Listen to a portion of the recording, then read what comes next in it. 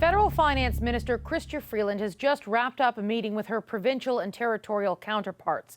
She wants them to lure more investment from abroad after the U.S. rolled out billions of dollars in tax incentives.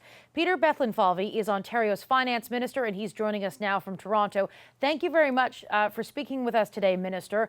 I'd like to start with the big picture goal of this meeting.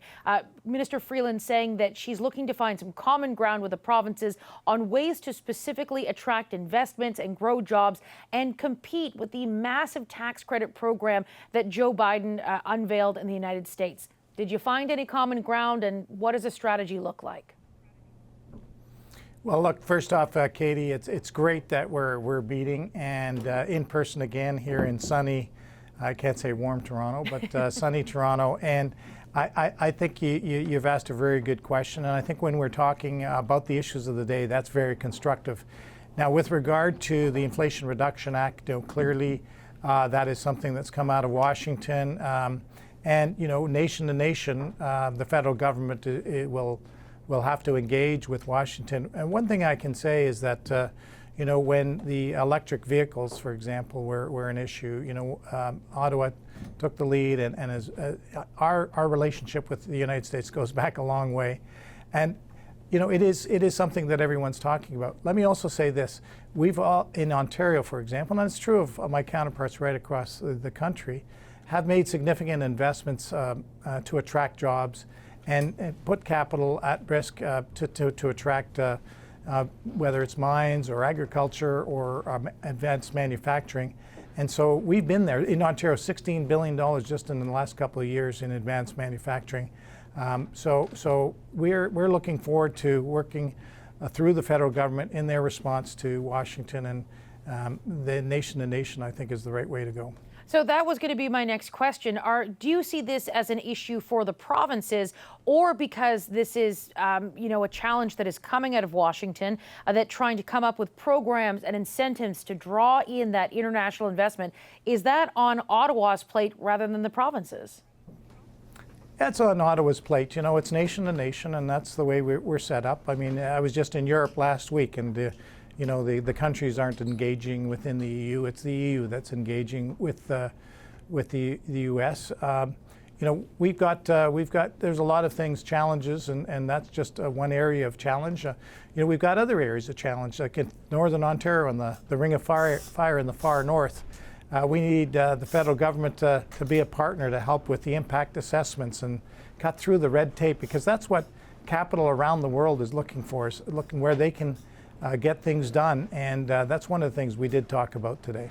So it seems like the perspective of the Premier or the provinces and the perspective of the federal government, they're on different tracks here, but do you see any top opportunities to work together to try and target specific sectors? I know that you mentioned the auto sector, but there's no way that Canada is going to outspend the United States on this. There's got to be a strategic sort of strategy here, rather than sort of trying to compete dollar for dollar with the U.S. Did you find any sort of commonality there? Can we expect any sort of announcements, any programs to try and target specific industries?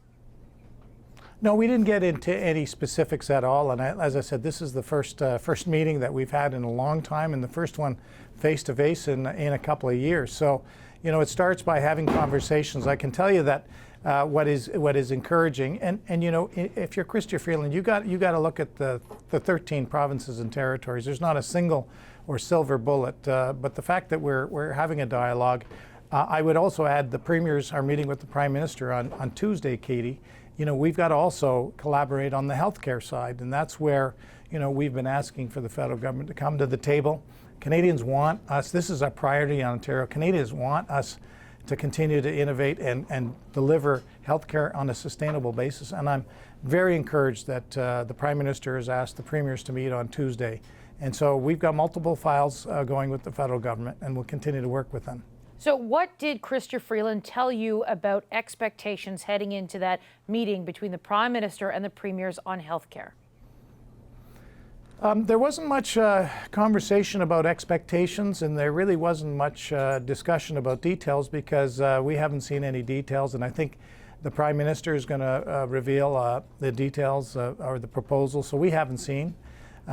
something that we've been asking for a couple of years. And I'm an optimist in the sense that it's always encouraging when you're actually at a table and you've engaged in a process. And I think that's, Katie, what people don't want to wait for surgeries and have backlogs. They want us to do things differently, get things done. Their health comes first. And by the way, we can't have a healthy economy without healthy people. So I'm optimistic and encouraged that the dialogue is happening, but the devil's going to be in the details on Tuesday, and we haven't seen anything yet. It's unclear if the federal government is going to meet the demand of the provinces to increase the percentage of money that's coming out of Ottawa to the provinces when it comes to those healthcare transfers. Right now it's at 22%. The premiers are pushing it for it to be 35%. But one of the ways that the federal government is hoping to get a deal across the finish line, whether that specific target is met or not, is this concept of doing one-on-one side deals, bilateral deals with individual provinces. What is on Ontario's agenda? What would Ontario want from a potential bilateral deal with the federal government? No, I think that's a fair question, but you won't be surprised that I can't answer that. This has been discussed at the Premier's level through the Council of the Federation. I think that what's important is that we find areas of common interest, and you know, you could have asked, for example, something that we have signaled, the Premier has signaled that data sharing we think makes a lot of sense. Now, again, you have to be at a table to have those discussions. But we'll have to wait and see, because I don't think anyone can really answer that question. My colleagues can't answer that question either until we see what they're proposing. Much of the conversations about finances right now that's coming from the federal government has to do about right now the era of constraint, concern that a recession is coming. Everyone is trying to recover from inflation and dealing with generally what is expected to be a very turbulent year, basically, when it comes to the economy. Chrystia Freeland has warned that if the federal government has less money to work with, that there could be restraint. Is that something you're bracing for in Ontario? Well, we're always mindful of the current environment that we're in, Katie, and I think that's fair for every government to look at their fiscal health. I'm encouraged that Canada, Chrystia mentioned that Canada has the best credit rating of all the G7 and G20. And of course, we all collectively went through COVID and were willing to spare no expense to protect people's lives. But you know, focusing, I think, on the economy is the right way in the long term. And that's why, you know, we've been very focused on building infrastructure here in Ontario, getting investments and jobs in Ontario, and then working together again with Ottawa on labor. The federal government's responsible for immigration. So, you know, these are the types of things that when we sit down and discuss things, I think if COVID, the opposite side of the coin of COVID is when we work together across levels of government, across party lines, we get things done, and I think that's what the people of certainly Ontario want, and I think all Canadians want. Should Ontarians be bracing for service cuts this year if it is a turbulent economic year? You know, I've never been a fan of cutting your way to prosperity. I don't think that's the way you do it, and we've been increasing healthcare spending at unprecedented and historic levels, not just through COVID one-time funding, but base funding. Be it hospitals, home and community care, building hospitals, hiring nurses, personal support workers, increasing medical seats at universities. First time in 100 years in the GTA that any government's increased medical seats. We have a need. Our population is growing. You know, we fully support the federal government's target of 500,000 people coming to Canada starting in 2025, and more than half of them come to Ontario. So we're going to be, regardless of the economic environment, we're going to keep barreling forward. We'll go through the cycles.